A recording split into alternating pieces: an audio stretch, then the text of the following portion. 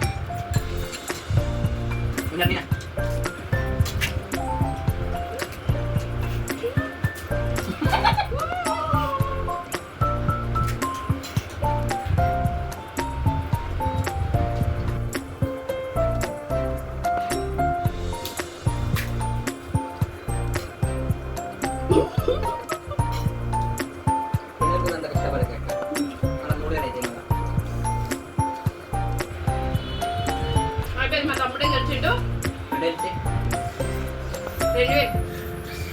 నాకే పలిగింది గ్యాస్ తొందర చెప్పి హాస్పిటల్ పోవాలి.